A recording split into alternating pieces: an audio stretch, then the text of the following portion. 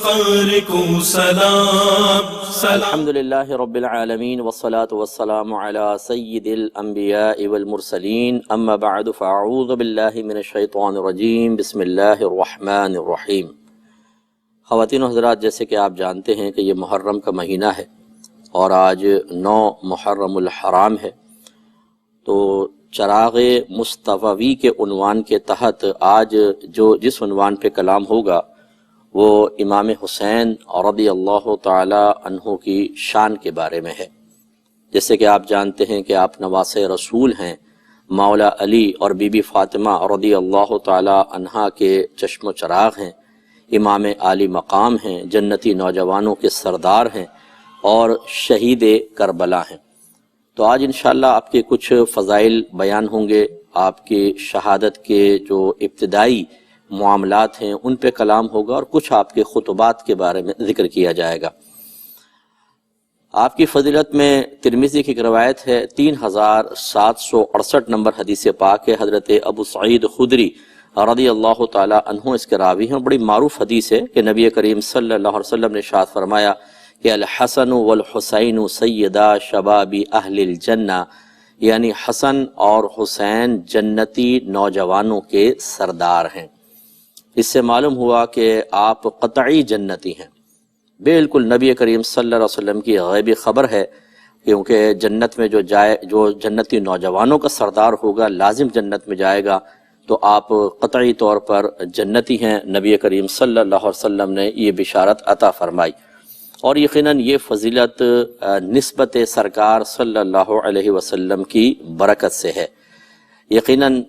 انسان کے اپنے اعمال اس کو غالباً یہ مقام نہیں دلا سکتے، یہ ایک نسبت کی برکت ہوتی ہے کہ اللہ تعالیٰ نے آپ کو خاندان رسالت میں پیدا کیا، اپنے سب سے افضل نبی کی نسل سے آپ کو بنایا، مولا علی کرم اللہ وجہہ الکریم، بی بی فاطمہ رضی اللہ تعالی عنہا کا چشم و چراغ بنایا، تو یہ نسبتیں آپ کی فضیلت کے لیے کافی ہوئیں۔ اس سے معلوم ہوا کہ جو نسبت کی وجہ سے اتنی فضیلت حاصل کر رہا ہے اس کی فضیلت کو ماننا چاہیے، اس سے عقیدت قائم رکھنی چاہیے۔ یہ انتخاب بھی تو اللہ کا ہی تھا، یہ فضل بھی تو اللہ ہی کا تھا کہ آپ کو خاندان رسالت میں پیدا فرمایا، لہٰذا آپ کا بڑا مقام و مرتبہ۔ قرآن پاک فرماتا ہے، سورہ احزاب آیت نمبر 33 ہے، انما یرید اللہ لیذھب عنکم الرجس اہل البیت ویطہرکم تطہیرا۔ محض اللہ تعالیٰ تو یہ ارادہ فرماتا ہے کہ اے اہل بیت، تم سے ہر قسم کی گندگی کو دور کر دے اور تمہیں خوب پاک کر دے۔ یہ فضیلت خاص امام حسین رضی اللہ تعالی عنہ کے لیے تو نہیں ہے، لیکن آپ اس فضیلت کے تحت داخل ہیں، کیونکہ اور بھی اس میں شامل ہیں۔ ایک تو ازواج رسول چونکہ پیچھے سیکوینس سے چلتا آ رہا ہے، ان کی فضیلت اس میں، اور پھر یہ ترمذی کی روایت ہے 3787 نمبر حدیث پاک ہے، حضرت عمر بن ابی سلمہ جو نبی کریم صلی اللہ علیہ وسلم کے ربیب تھے، یہ کہتے ہیں کہ یہ آیت نبی کریم صلی اللہ علیہ وسلم پر نازل ہوئی تو آپ اس وقت ام سلمہ کے گھر میں تھے، تو رحمت کونین صلی اللہ علیہ وسلم نے حضرت علی کو، فاطمہ کو، حسن کو، حسین کو بلوایا اور پھر انہیں اپنی چادر میں چھپا لیا۔ حضرت علی رضی اللہ تعالیٰ عنہ پیچھے تھے، آپ نے انہیں بھی اپنی چادر میں چھپایا، پھر اللہ کی بارگاہ میں عرض کی، اللہم ہؤلاء اہل بیتی فاذھب عنہم الرجس وطہرہم تطہیرا۔ تو اے اللہ تعالیٰ تو ان سے ہر قسم کی گندگی کو دور کر دے اور انہیں خوب پاکیزہ کر دے۔ اس کا مطلب ہے کہ امام حسین اہل بیت میں داخل ہیں، اور اللہ تعالیٰ نے خبر بھی دے دی، اور نبی کریم صلی اللہ علیہ وسلم نے امت کو مطلع کرنے کے لیے، کیونکہ یہ کوئی اللہ کو تو خبر نہیں دی جا رہی، اللہ تعالیٰ جانتا ہے، امت کے لیے کہ دیکھ لو کہ حسین بھی میرے اہل بیت میں داخل ہیں، اور جب داخل ہیں تو یہ دعا ضرور امام حسین رضی اللہ تعالیٰ عنہ کے حق میں بھی مقبول ہوئی۔ اس کا مطلب ہے کہ امام حسین سے اللہ تبارک و تعالیٰ نے ہر قسم کی آپ کو گندگی سے محفوظ رکھا۔ میں یہ جملہ نہیں کہوں گا گندگی دور کر دی، گندگی سے محفوظ رکھا، آپ کو خوب پاکیزہ کر دیا۔ اس کا مطلب ہے کہ امام حسین شہادت کے معاملے میں خطا پر نہیں ہو سکتے، کیونکہ آپ کی سوچ سے، فکر سے، کردار سے، عمل سے ہر قسم کی گندگی کوسوں دور تھی۔ تو یہ کیسے ہو سکتا ہے کہ جانب مخالف حق ہو اور امام حسین ناحق پر قائم ہو؟ یہ نہیں ہو سکتا۔ دعائے رسول کی برکت سے اور اللہ کے ازلی فیصلے کی خبر سے یہ بات واضح ہو گئی کہ آپ پیدائش سے لے کر اور شہادت تک ہر قسم کی گندگی سے محفوظ رکھے گئے۔ تو گویا کہ جو آپ نے فیصلہ کیا، جو آپ یزید لشکر سے ٹکرا گئے، آپ نے وہاں پر جا کے جو اپنی شہادت دی ہے، اس میں آپ بالکل خطا پر نہیں تھے، بلکہ تمام تر خطا یزیدی لشکر کی تھی، یزید کی تھی۔ اس بات کو ہمیں سمجھنا چاہیے۔ اسی طریقے سے ترمذی کی روایت ہے، 3786 نمبر حدیث ہے، حضرت جابر بن عبداللہ رضی اللہ تعالی عنہ اس کے راوی ہیں کہ وہ کہتے ہیں کہ رأیت رسول اللہ صلی اللہ علیہ وسلم فی حجتہ یوم عرفہ، کہ میں نے یوم عرفہ کے دن نبی کریم کے حجۃ الوداع میں آپ کو ملاحظہ کیا، وَهُوَ عَلَى نَاقَتِهِ الْقَصْوَى،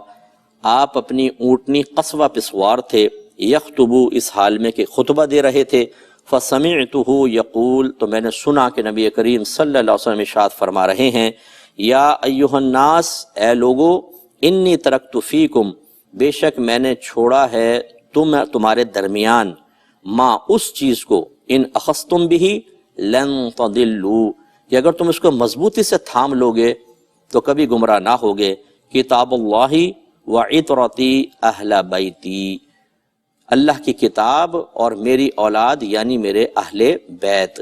اور اہل بیت میں امام حسین بھی ہیں۔ اب نبی کریم صلی اللہ علیہ وسلم اپنے آخری خطبے میں کیا ارشاد فرما رہے ہیں کہ اگر تم ان کو مضبوطی سے تھام کے رکھو گے کبھی گمراہ نہ ہوگے۔ تو پھر خود سوچئے کہ کیا امام حسین یزید کے خلاف نکلنے کے سلسلے میں خطا پر ہو سکتے ہیں؟ کیا معاذ یہ گمراہی کہلائے گی؟ نہیں، کیونکہ گواہی قرآن کی موجود ہے، گواہی حدیث کی موجود ہے۔ میرے آقا تو ان کو رہنما قرار دے رہے ہیں اور بتا رہے ہیں کہ یہ تو بہت اعلیٰ شان ہے، جو ان کے پیچھے چلا جائے گا وہ بھی گمراہ نہیں ہوگا۔ اس کا مطلب یہ ہوا کہ امام حسین رضی اللہ تعالی عنہ کا اس شہادت کو خود قبول فرمانا، ایک ظالم کے سامنے کھڑا ہونا، قیامت تک کے لیے ایک بہترین علامت قائم کرنا، یہ گمراہی نہیں تھی بلکہ گمراہ سامنے والے تھے۔ اب تھوڑا سا ذکر شہادت کے بارے میں آپ کی خدمت میں عرض کر دیتا ہوں کچھ اس کے اسباب، کیونکہ باقاعدہ شہادت کا واقعہ تو انشاءاللہ 10 محرم الحرام کو آپ سماعت فرمائیں گے۔ ذرا دیکھیے، بی بی سلمہ رضی اللہ تعالی عنہا اس حدیث کی راویہ ہیں، اور یہ بھی ترمذی کی حدیث ہے، 3771 نمبر۔ آپ کہتی ہیں کہ میں ام سلمہ کے پاس آئی، وہی تبقی، اس حال میں کہ وہ رو رہی تھی، تو میں نے کہا ما یبکیک، آپ کو کس چیز نے رلا دیا؟ انہوں نے کہا کہ رأیت رسول اللہ صلی اللہ علیہ وسلم تعنی فی المنام، یہ کہتی ہیں انہوں نے کہا کہ میں نے نبی کریم صلی اللہ علیہ وسلم کو دیکھا۔ تو بی بی سلمہ وضاحت کرتے ہوئے کہتی ہیں یعنی خواب میں دیکھا، اور کیا دیکھا؟ وعلی رأسہ ولحیتہ التراب، کہ آپ کے سر اقدس پر اور آپ کی داڑھی پر مٹی لگی ہوئی ہے، بہت گرد آلود ہو رہا ہے، سر بھی اور مٹی بھی۔ تو میں نے پوچھا ما لک یا رسول اللہ، اے اللہ کے رسول یہ آپ کا کیا معاملہ ہے؟ یعنی ایسا بال بکھرے ہوئے ہیں، آپ کے چہرے اقدس پہ ریت موجود ہے، آپ کی داڑھی شریف پہ، سر پہ، یہ کیسی حیت ہے؟ سرکار نے فرمایا کہ شہدت قتل الحسین آنفا، سرکار نے فرمایا کہ ابھی ابھی میں حسین کے قتل میں حاضر تھا۔ لفظی ترجمہ یہ مراد یہ ہے کہ مقتل حسین پر میں گیا تھا، کربلا میں گیا تھا، وہاں سے واپس آ رہا ہوں، تو وہاں جو گرد اڑی ہے وہ تمہیں یہاں نظر آ رہی ہے۔ تو یہ ایک سچا خواب تھا، اس کو مورخین نے لکھا، صحیح حدیثوں محدثین نے اس کو لکھا۔ اس کا مطلب یہ ہے کہ امام حسین رضی اللہ تعالی عنہ کی شہادت کے بارے میں سرکار نے پہلے بیان فرمایا، آپ خواب بھی نظر آئے، اور یہ کئی روایات میں موجود ہے کہ بچپن سے ہی معروف ہو گیا تھا کہ رحمت کونین صلی اللہ علیہ وسلم نے فرمایا کہ میرے اس نواسے کو میری امت ظالمانہ طریقے سے شہید کرے گی۔ تو اس کا مطلب یہ ہوا کہ امام حسین رضی اللہ تعالی عنہما یقیناً جب بڑے ہوئے ہیں تو آپ کو بھی یہ پتہ تھا کہ کیا معاملات ہونے والے ہیں، اس کے باوجود آپ کیوں تشریف لے گئے؟ ہوا یہ کہ جب یزید حاکم بنا تو اس نے اپنی اصلیت دکھانا شروع کی اور ظلم اور جبر کرنا شروع کر دیا اور حرام کو حلال کرنے کی کوشش کی، اور ایسے موقع پر ضروری ہے کہ انسان اگر تو خلاف جہاد کر سکے تو جہاد کرے، کیونکہ ظالم حاکم کے خلاف حق کی بات کہنا بہت بڑا جہاد ہے، اور اگر وہ جہاد نہیں کر سکتا، یعنی ہاتھ سے برائی کو نہیں بدل سکتا، تو کم از کم اس کے خلاف بولے، اور یہ بھی نہیں کر سکتا تو کم از کم دل میں تو برا جانے۔ امام مسلم رضی اللہ تعالی عنہ اس روایت کو نقل کرتے ہیں، حدیث نمبر 78 ہے کہ نبی کریم صلی اللہ علیہ وسلم نے ارشاد فرمایا کہ من رأى منکم منکرا، کہ تم میں سے جو کسی برائی کو دیکھے، فلیغیرہ بیدہ، تو اسے چاہیے کہ اسے اپنے ہاتھ سے بدل دے، یعنی روکے اس کو بڑی مضبوطی کے ساتھ۔ فإن لم یستطع، پھر اگر وہ اس کی طاقت نہ رکھتا ہو، فبلسانہ، تو اپنی زبان سے کہے، اس کے خلاف بولے۔ فإن لم یستطع، اور اگر اس کی بھی طاقت نہیں رکھتا، فبقلبہ، تو پھر اپنے دل میں کم از کم اس کو برا جانے۔ لیکن فرمایا وذالک اضعف الایمان، اور یہ ایمان کا کمزور ترین درجہ ہے۔ ذرا امام حسین رضی اللہ تعالیٰ عنہ کی شہادت کے معاملات کو اپنے ذہن میں رکھیں۔ ہوا کیا تھا کہ پہلے آپ کے پاس ایک افرادی قوت موجود نہیں تھی تو آپ نے کوئی قدم نہیں اٹھایا، لیکن زبان سے اس کے خلاف بولتے رہے اور دل میں برا جانتے رہے، یعنی آخری 2 درجوں پر آپ عامل رہے۔ لیکن پھر کوفہ کی جانب سے جب بار بار خطوط آئے اور ان لوگوں نے اپنے وفود باقاعدہ بھیجے اور تسلسل سے ڈیمانڈ ہونے لگی کہ آپ ہماری رہنمائی فرمائیں، بہت ظلم و ستم ہو رہا ہے، ہم آپ کے ساتھ ہوں گے اور جہاد کریں گے، تو حضرت امام حسین رضی اللہ تعالی عنہ نے پھر بھی ان کی بات پر کامل اعتماد نہیں کیا، بلکہ حضرت مسلم بن عقیل رضی اللہ تعالی عنہ کو کوفہ بھیجا۔ جب وہ وہاں گئے تو تقریباً 40,000 افراد نے آپ کے ہاتھ پر فوراً ہی بیعت کی کہ ہم آپ کے ساتھ ہیں۔ تو مسلم بن عقیل رضی اللہ تعالیٰ عنہ نے پیغام بھجوا دیا کہ حالات بالکل سازگار ہیں، آپ تشریف لانا چاہیں تو لائیں۔ اب آپ تھوڑا سا غور کریں اس حدیث کی روشنی میں۔ بعض لوگ جو یہ جاہلانہ طور پہ کہتے ہیں کہ آپ نے حکومت کی طلب میں ایسا کیا، ہرگز نہیں، آپ سے ہر قسم کی گندگی کو دور کر دیا گیا تھا، قرآن اس پہ گواہ ہے، حدیثیں اس پر گواہ ہیں۔ لہٰذا اب ہوا کیا تھا، یہ جو مسلم کی حدیث ہے کہ جب تک افرادی قوت ہاتھ میں نہیں تھی، آپ یزید کے خلاف طاقت سے برائی کو بدلنے کے لیے نہیں جا سکتے تھے، تو آپ نے آخری 2 درجے اختیار کیے۔ لیکن جب افرادی قوت کا یقین ہوا، مسلم بن عقیل رضی اللہ تعالی عنہ کی جانب سے آپ کو پیغام ملا۔ اب میں آپ سے پوچھتا ہوں کہ امام حسین رضی اللہ تعالی عنہ حکم سرکار پر عمل فرماتے یا نہ فرماتے؟ کون سی چیز تھی جو آپ کو روکتی؟ وہ ایک ہی چیز ہوتی، یا تو دنیا میں مفادات، یا معاذ اللہ ثم معاذ اللہ بزدلی، اور یہ دونوں چیزیں، یہ دنیاوی مفادات کی محبتیں اور بزدلی، یہ تو خاندان رسالت کو دیکھ کے بھاگ جاتی ہیں دونوں چیزیں، ایسا نہیں تھا۔ اب اس حدیث پر عمل کہ جب طاقت دست حاصل ہو گئی اور مقابلے کی طاقت حاصل ہوئی، تو پھر آپ نکلے اور آپ نے فیصلہ فرمایا کہ اب اتمام حجت ہو گیا ہے، مجھے جانا ہوگا۔ لیکن ہوا یہ کہ جب مسلم بن عقیل رضی اللہ تعالیٰ عنہ کو وہاں گھیر لیا، یہاں امام حسین نکل گئے ہیں، وہاں گھیر لیا، تو آپ نے ایک شخص کو جس کا ذکر میں آگے کرتا ہوں، اس کو یہ ذمہ داری دی، تم کسی طرح سے امام حسین کو منع کر دو وہ یہاں نہ آئیں، کیونکہ کوفیوں کی زبانیں ان کے ساتھ ہیں، ظاہر بظاہر ان کے ساتھ ہیں، لیکن دل یزید کے ساتھ ہیں۔ لیکن آپ کو پتہ ہے کہ جیسے آج کل ہمارے ہاں اطلاعات کے ذرائع ہیں، ویسا تو نہیں تھا، ایک آدمی چلتا تو کئی دن بلکہ کئی مہینے بعد اوقات لگ جایا کرتے تھے، لہٰذا وہ بھی پہنچا نہیں۔ وہاں مسلم بن عقیل رضی اللہ تعالیٰ عنہ شہید ہوئے، اور یہاں امام حسین اتمام حجت کی بنا پر کہ اب حجت تمام ہو چکی ہے، اب اگر آپ نہ جاتے تو میدان محشر میں آپ سے کوسچن ہونا تھا کہ آپ وقت کے امام تھے، لوگ عقیدت رکھتے تھے، خاندانی رسالت کے چراغ تھے، جتنی محبت اور عقیدت لوگوں کی آپ کے ساتھ تھی کسی اور کے ساتھ نہیں تھی، اور افرادی قوت بھی تھی، پھر کس چیز نے آپ کو روکا؟ لہذا پھر آپ نکلے اور آپ آگے تشریف لے گئے۔ اب جو یہ بیچ میں تھے محمد بن اشعث، وہ شخص تھے کہ جن کو مسلم بن عقیل نے ذمہ داری دی تھی، انہوں نے ایک قاصد بھیجا کہ فوراً جا کر امام حسین کو روکو، وہ راستے میں مل گیا، لیکن امام حسین کافی آگے آ چکے تھے، تو اس نے پھر آ کر بتایا کہ مسلم بن عقیل کا پیغام یہ ہے، انہیں تو شہید کر دیا گیا ہے، اور سارے کوفی جو ہیں وہ پلٹ گئے ہیں۔ 40,000 کی تعداد تھی، لیکن جب مسلم بن عقیل رضی اللہ تعالیٰ عنہ نے نماز شروع کی، یہ سب پیچھے، اور جب سلام پھیرا تو ایک بھی آدمی پیچھے نہیں تھا، اور پھر آپ کے لیے شہادت کا فیصلہ ہوا۔ تو اب جب یہ اطلاع ملی تو امام حسین رضی اللہ تعالیٰ عنہ نے جو ساتھی آئے تھے ان سے مشاورت فرمائی کہ کیا کہتے ہو؟ بعض نے کہا ہمیں واپس چلنا چاہیے، بعض نے کہا نہیں ہم گھر سے نکلے ہیں تو اب شہادت کو تحفہ لے کر ہی جائیں گے۔ تو پھر امام حسین رضی اللہ تعالیٰ عنہ نے ایک تاریخی جملہ بولا، وہ ہمیں یاد رکھنا چاہیے۔ آپ نے ارشاد فرمایا کہ تم جو کہہ رہے ہو مجھ پر مخفی نہیں ہے، یعنی جو خدشات کا تم اظہار کر رہے ہو، اگر ہم جائیں گے تو آگے شہید کر دیے جائیں گے، وہ بدتمیزی کریں گے، اہل بیت اطہار کے ساتھ جو محرمات ہیں ان کے ساتھ بدتمیزی کریں گے، سب یہ چیزیں مجھے معلوم ہیں، لیکن آپ نے فرمایا لیکن تقدیر الہی پر کوئی غالب نہیں آ سکتا۔ یعنی آپ کو چونکہ بچپن سے ہی اطلاعات ملی تھیں، آپ اور مطلب یہ جو بزرگ ہستیاں ہوتی ہیں ان کو کیا کیا اشارے مل رہے ہوتے ہیں ہر آدمی تو نہیں جانتا، تو اس کا مطلب یہ ہے کہ آپ کے اس جملے نے واضح کر دیا کہ امام حسین رضی اللہ تعالی عنہ پہلے تو اتمام حجت کے تحت چلے ہیں، لیکن جب وہ اتمام حجت تمام ہو گئی تو پھر آپ نے فرمایا کہ نہیں اب تقدیر الہی کے تحت ہی ہم ہیں، واپس جانا مطلب مقابلہ نہ کرنا یہ اب پاسبل نہیں رہا۔ لیکن ایسا نہیں تھا کہ آپ نے فیصلہ کیا تھا ٹکرانے کا، کیونکہ آگے مورخین نے واضح طور پہ لکھا ہے کہ حر بن یزید جو تھے وہ 1000 کی فوج لے کر آپ کے پاس پہنچ گئے اور آپ کو گھیر لیا لشکر نے۔ تو آپ نے امام حسین رضی اللہ تعالیٰ عنہ نے پھر ایک خطبہ، ایک چھوٹی سی سپیچ فرمائی۔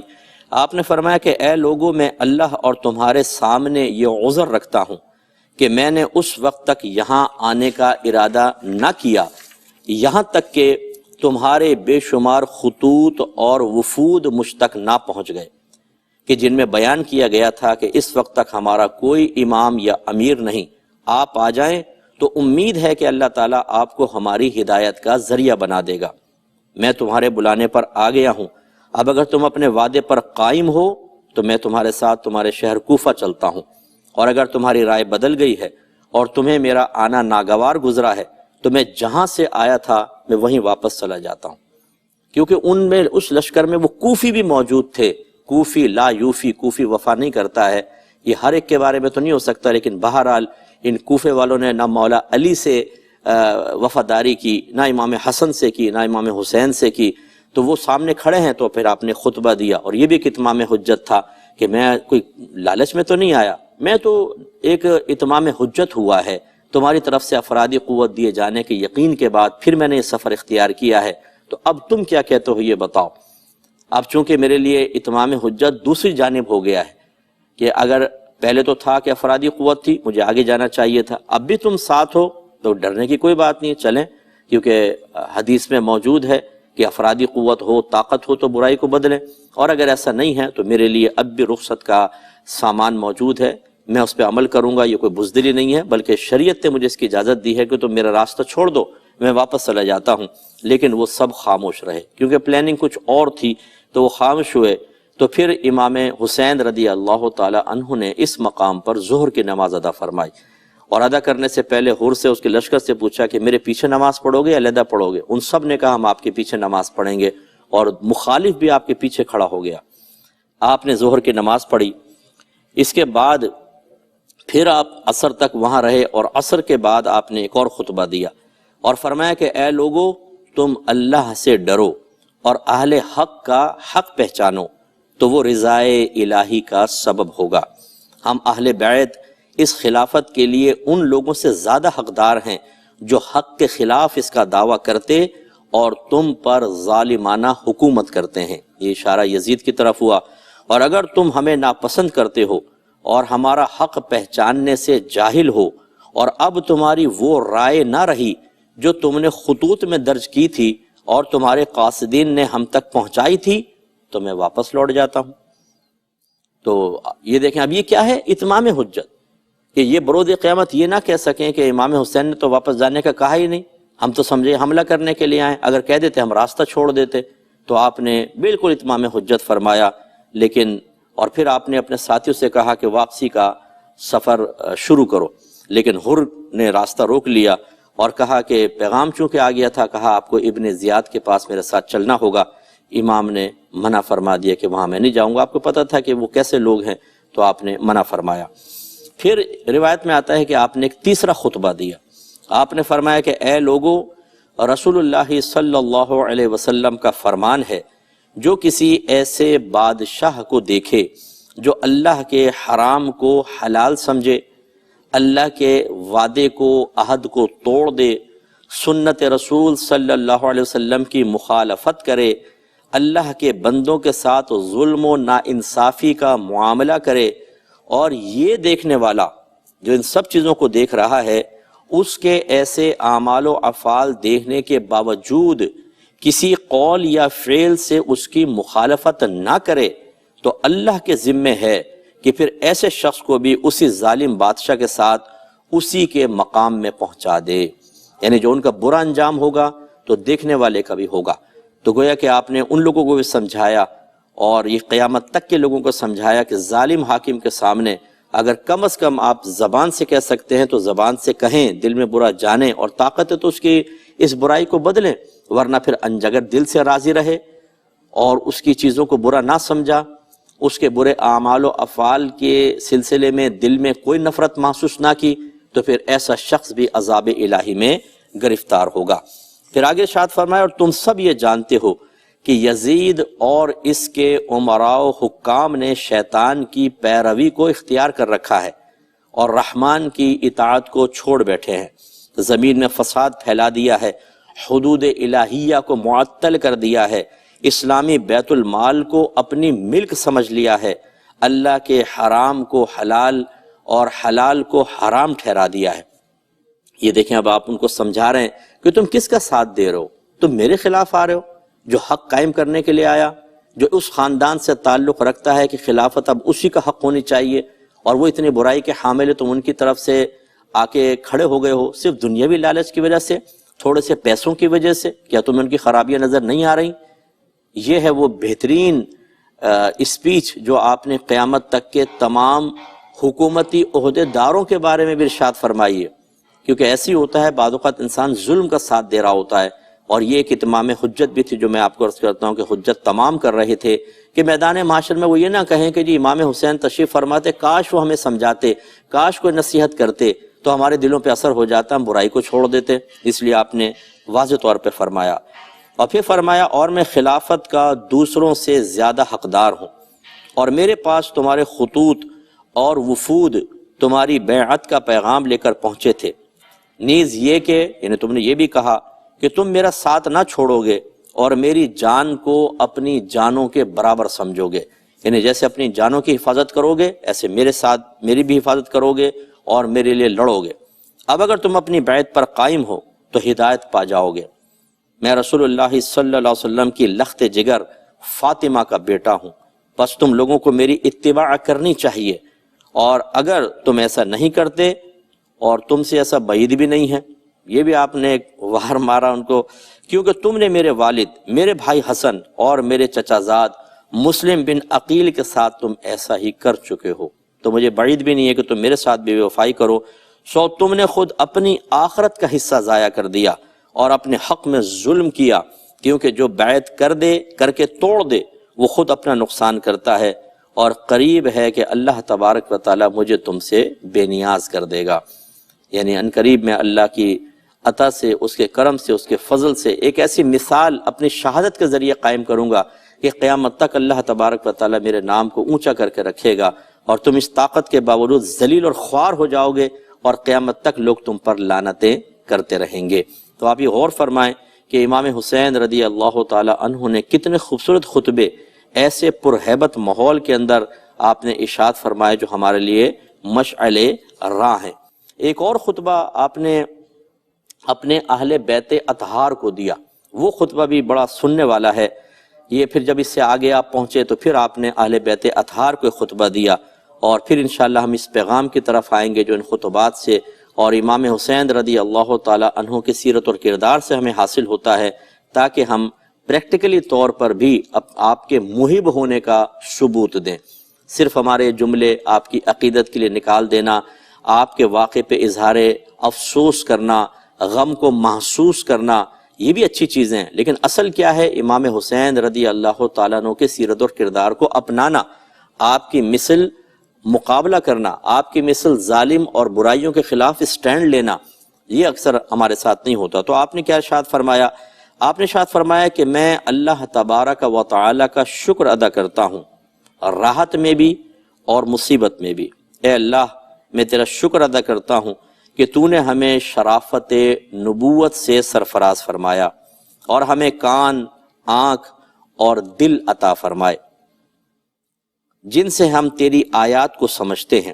اور ہمیں تو نے قرآن سکھایا اور دین کی سمجھ عطا فرمائی، ہمیں اپنے شکر گزار بندوں میں داخل فرما لے۔ پھر آپ نے فرمایا کہ میرے علم میں آج کسی شخص کے ساتھ ایسے وفا شعار اور نیک لوگ، نیک ساتھی موجود نہیں جیسے میرے ساتھی وفا شعار اور نیکوکار ہیں۔ اور آپ نے ارشاد فرمایا کہ میرے اہل بیت سے زیادہ کوئی ثابت قدم مجھے نظر نہیں آتا۔ آپ لوگوں کو اللہ تعالیٰ میری طرف سے جزائے خیر عطا فرمائے۔ میں سمجھتا ہوں کہ کل ہمارا آخری دن ہوگا۔ گویا کہ خطبہ 9 محرم الحرام کو آپ ارشاد فرما رہے ہیں۔ پھر فرمایا کہ میں تم سب کو خوشی سے اجازت دیتا ہوں کہ سب اس رات کی تاریکی میں متفرق ہو جاؤ،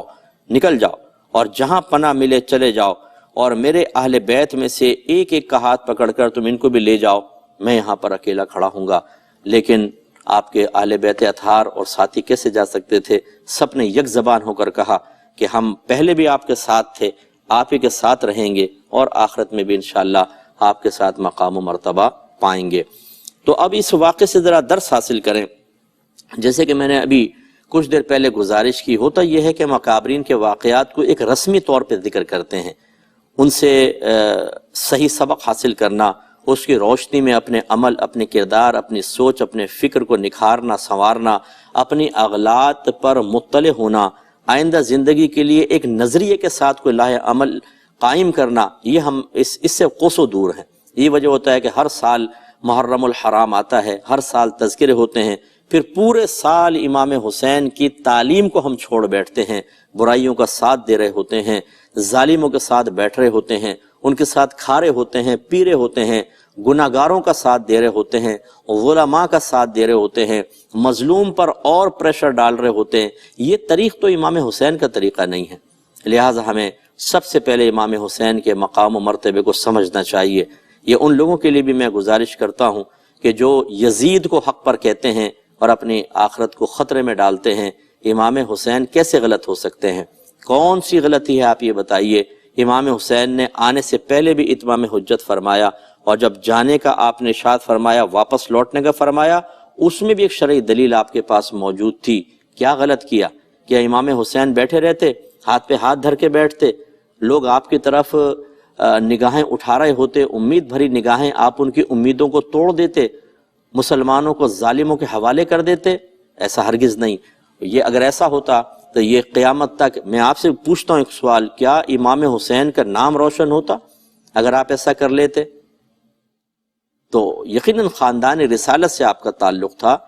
سرکار نے جو آخری خطبے میں ارشاد فرمایا، میں نے آپ کی خدمت میں ذکر کیا کہ میں تمہارے درمیان 2 چیزیں چھوڑ کر جا رہا ہوں، ایک قرآن پاک اور دوسرا اپنی اطرت یعنی اہل بیت، اور ان میں امام حسین بھی ہیں۔ اور فرمایا اگر ان کو مضبوطی سے تھام کر رکھو گے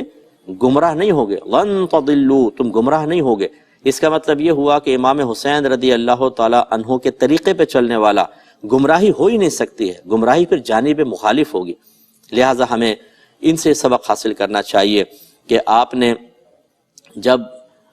فیصلہ کرنا چاہا، ایک تو جوش اور جذبے سے نہیں کیا۔ ہمیشہ یاد رکھیے کہ وہ جوش کہ جو ہمیں ہلاکت کی طرف لے جائے، مثال کے طور پہ آپ کو آلات حرب چلانے نہیں آتے، آپ کو معلوم نہیں کہ کیسے مقابلہ کرنا چاہیے، کیسے لڑنا چاہیے، ایسا شخص تو میدان جنگ میں جا ہی نہیں سکتا ہے۔ تو اس کا مطلب یہ ہوا کہ جب تک آپ کے پاس طاقت نہیں ہے، اگر آپ ویسے ہی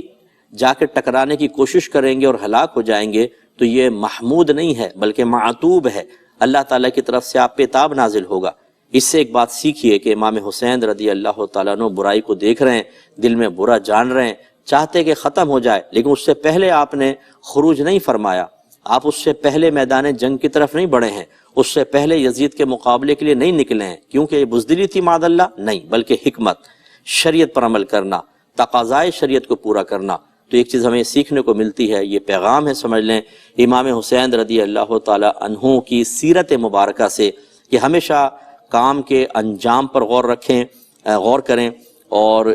شرعی دلیل کو اپنے پیش نظر رکھیں، تب اس کے بعد آپ دین کی خدمت یا کسی ایسے بڑے فعل کی طرف متوجہ ہوں جو آپ اللہ کی رضا کے لیے اور دین کی خاطر یا اور لوگوں کی اصلاح کی خاطر اختیار کرنے والے ہیں، ورنہ اندھدھن قدم اٹھانا یہ بعض اوقات آپ کو آخرت میں قابل گریف بنا دے گا۔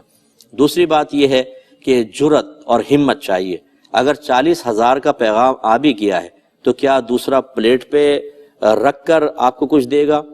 کیا وہ مقابلہ نہیں کریں گے؟ کوئی خوف نہیں ہے، ٹھیک ہے، اتمام حجت ہو گیا، اب طاقت کے ذریعے یزید کی حکومت کو ختم کیا جائے گا۔ اس کے لیے چاہیے بہادری، اس کے لیے چاہیے مضبوطی۔ کیا آپ کو نہیں معلوم تھا کہ یزید کے ساتھ کتنی فوج ہوگی؟ سامنے نامعلوم کتنے لاکھوں لوگ ہوں گے، لیکن اس کے باوجود اب چونکہ ایک ایسی تعداد بہرحال تھی کہ ایک ایک آدمی 10 پہ غالب آ سکتا ہے، جب جوش ہوتا ہے، اللہ کی تائید غیبی ساتھ ہوتی ہے تو پھر مقابلہ کیا جاتا ہے۔ اور ایسا ہوا ہے جیسے نبی کریم صلی اللہ علیہ وسلم نے غزوہ بدر میں کم و بیش 313 صحابہ کے ساتھ 1000 کے لشکر جرار کو شکست فاش دی اور قیامت تک کے لیے ایک مثال قائم فرمائی۔ تو لہٰذا اس سے بھی معلوم ہوا کہ انسان کو تھوڑی بہادری اختیار کرنی چاہیے۔ برائی سے لڑنے کے لیے بزدلی کبھی بھی انسان کو سرخرو نہیں کروا سکتی، تھوڑا سا ہمت کرنی ہوتی ہے۔ اس کے بعد ایک ہمیں جو سبق اور پیغام ملتا ہے وہ یہ کہ اگر ایک شخص سامنے برائی پر مصر ہے تو اس کو آخری دم تک سمجھانا چاہیے۔ ہو سکتا ہے ان میں سے کوئی نصیحت قبول کر لے، جیسے حر نے نصیحت قبول کی بعد میں، اور ایسے ہی بہت سارے لوگوں نے اپنی تلواریں آپ سے روک لیں، بلکہ آپ کے لشکر میں شامل ہو گئے آپ کی گفتگو سن کر، آپ کے سمجھانے کی بنا پر۔ جو قلب میں کسی بھی وجہ سے لالچ دنیا پیدا ہوا تھا، حضرت امام حسین رضی اللہ تعالی عنہ کے قیمتی سنہری اور پر اثر الفاظ نے اس کو اکھاڑ کر پھینک دیا۔ لیکن جن پر بدبختی طاری رہے وہ آپ جانتے ہیں کہ یہ بدبختی کبھی ختم نہیں ہوتی، تو بہت سے اس طرف نہیں آئے۔ تو اس لیے معلوم یہ ہوا کہ سمجھانا نفع دیتا ہے۔ کوئی بہت زیادہ برائی میں ہو اسے بھی سمجھائیں، ہو سکتا ہے وہ نصیحت قبول کر لے۔ اس کے بعد پھر اپنے اہل بیت اطہار کو آپ نے سمجھایا کہ ثابت قدم رہو مصیبت میں بھی، اور تقدیر الہی پر بھروسہ رکھو۔ اس لیے یاد رکھیے کہ ہمیں بھی امام حسین کے نقش قدم پر چلتے ہوئے اللہ تبارک و تعالیٰ کی تقدیر پر توجہ رکھنی چاہیے۔ تقدیر کیا ہے؟ اللہ کا ازلی فیصلہ جو اس نے ہمارے لیے فرمایا۔ اگر وہ ہمارے لیے تنگ دستی کا فیصلہ رکھتا ہے، کسی ظالم کو مسلط کرنے کا فیصلہ، ہمارے لیے بیماری کا، ایکسیڈنٹ کا، مال کے چھن جانے کا، تو امام حسین رضی اللہ تعالی عنہ تو اللہ کی رضا پر راضی رہے۔ آپ نے اللہ کے ازلی فیصلوں کے سامنے سر تسلیم خم فرمایا اور قیامت تک کے مسلمانوں کو سمجھا دیا۔ اپنے خاندان کو یہ پیغام دے کر چلے گئے کہ جب اللہ کا فیصلہ سامنے آ جائے اور تمہیں یقین ہو جائے کہ یہی ہمارے حق میں اللہ کا فیصلہ ہے، تو واویلا نہیں کرنا ہے، بزدلی اختیار نہیں کرنی ہے، سر نہیں جھکانا ہے، شکوہ نہیں کرنا ہے، اور ایسا نہیں ہے کہ اللہ تعالیٰ سے ناراض ہو جائیں، اس کے فیصلوں کے خلاف علم بغاوت بلند کر دیا جائے، نہیں، بلکہ سر تسلیم خم کرو۔ اللہ کی رضا پر راضی ہیں، اللہ انعام دے، فضیلت دے، تحفے دے، فوائد دے، تب بھی اللہ پیارا لگنا چاہیے۔ اور اگر اللہ تعالیٰ اب آزمائش میں رکھے، تنگ دستی میں رکھے، بیماری میں رکھے، حتیٰ کہ کوئی ہمیں قتل کر دے، تب بھی اپنے اللہ سے راضی رہنا ہوگا۔ ایسے ہی لوگ قیامت تک کے لیے زندہ رہتے ہیں۔ اور میدان محشر، اب آپ دیکھیں گے کہ میدان محشر میں کیا ہوگا۔ شہیدان کربلا بھی آئیں گے اور اپنے خون کے ساتھ آئیں گے، کیونکہ نبی کریم صلی اللہ علیہ وسلم فرماتے ہیں کہ شہید جس حالت میں شہید ہوتا ہے وہ بروز قیامت اسی حالت میں آئے گا کہ ان کے جسم سے خون بہ رہا ہوگا، کپڑے خون آلود ہوں گے، اور یزیدی لشکر بھی سامنے موجود ہوگا۔ تو یہ جو یزید کو چاہنے والا ہے، یزید کی اطاعت کرنے والا ہے، یزید کو حق پر کہنے والا ہے، وہ اس میدان محشر کو اپنے ذہن میں رکھے کہ وہاں ذلت و رسوائی ان کا مقدر بنے گی۔ اور امام حسین رضی اللہ تعالیٰ عنہ کی شان جو پہلے ہی بہت بلند ہے، اللہ تعالیٰ پوری کائنات کے سامنے اس کو اور بلندی عطا فرمائے گا۔ اللہ تعالیٰ سے دعا ہے کہ ہم سب کو امام حسین اور دیگر جو اہل بیت اطہار تھے، آپ کے ساتھی تھے، ان کے نقش قدم پر چلنے کی توفیق عطا فرمائے، اور اپنے عمل اور کردار کو سیرت و عمل و کردار امام حسین کے مطابق ڈھالنے کی توفیق عطا فرمائے۔ رضی اللہ عنہم ورضی اللہ عنہ۔ اللہ تعالی ہم سب کو عمل کی توفیق عطا فرمائے، آمین۔ وآخر دعوانا ان الحمدللہ رب العالمین۔ سلام ہو سلام